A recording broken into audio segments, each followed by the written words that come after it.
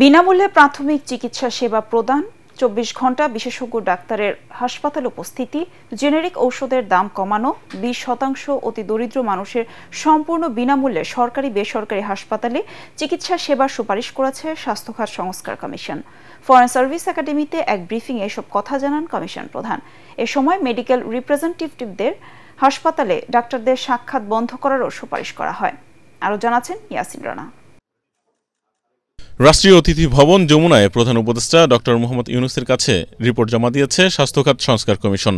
এ সময় বিনামূল্যে প্রাথমিক চিকিৎসা সেবা প্রদান, 24 ঘন্টা বিশেষজ্ঞ ডাক্তারদের সেবাদান, জেনেরিক ঔষধের দাম কমানো সহ স্বাস্থ্য খাতের উন্নয়নে যুগান্তকারী সুপারিশমালা তুলে ধরা হয়। একজন জেনারেল প্র্যাকটিশনার বা প্রাইমারি কেয়ার ফিজিশিয়ানের কাছে প্রথমে উনি অ্যাটেন্ড করবেন।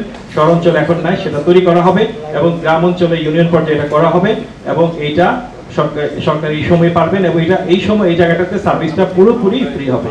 স্বাস্থ্য খাতের উন্নয়নে চ্যালেঞ্জ ও নানা বাধা পেরিয়ে কিভাবে কাজ করা হবে সে বিষয়েও বিস্তারিত জানান কমিশন সদস্যরা। 20% দেশের 20% মানুষ যারা অতি দরিদ্র তারা সব ধরনের সেবা বিনামূল্যে পাবেন হাসপাতালে এবং এর হয়তো 10% সরকারি হাসপাতালে, 10% বেসরকারি হাসপাতালে। বেতন ভাতা আপনি শুনছেন যোগ্যতার ভিত্তিতে দেওয়া হবে, এটা যোগ্যতার ভিত্তিতে দেওয়া হবে এবং দুর্গম এলাকায় যারা কাজ করতে যান তাদেরকে কিন্তু বেতন ভাতা আমরা কোনো কোনো ক্ষেত্রে দ্বিগুণের কথা বলেছি, দ্বিগুণ, এবং পদোন্নতিও নির্ভর করে যে যোগ্যতা এবং যারা দুর্গম এলাকায় সেবা দিচ্ছেন তাদের জন্য।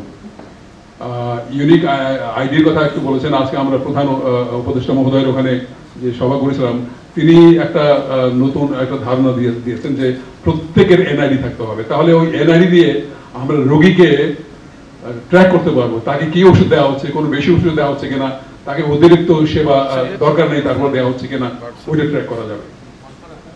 আমরা জনপ্রতিনিধির ভূমিকা খুব স্পষ্টভাবে বলেছি যে প্রাথমিক স্বাস্থ্য এবং হাসপাতাল স্বাস্থ্য উভয় ক্ষেত্রে জনপ্রতিনিধিদের যে আপনার কমিটিগুলো আছে এগুলোকে কিন্তু শক্তিশালী করতে হবে, কার্যকরী করতে হবে এবং তাদের ভূমিকা থাকবে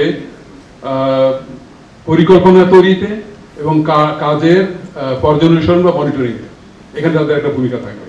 এখানে চিকিৎসা ফ্যাসিলিটিস নাই, সে বাইরে হয়তো বন্ধ করাটা ইথিক্যাল নয়, সেটা আলাদা।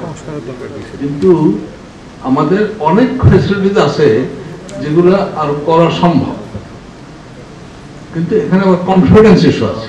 দেশের 8,000 মানুষের মধ্যে জরিপ চালিয়ে ও বিভিন্ন রাজনৈতিক দলের সাথে মতবিনিময় করে স্বাস্থ্য খাতের সমস্যা ও সমাধানে এসব সুপারিশ তৈরি করা হয়েছে বলে জানান কমিশন সদস্যরা। ইয়াসিন রানা, এটিএন বাংলা, ঢাকা।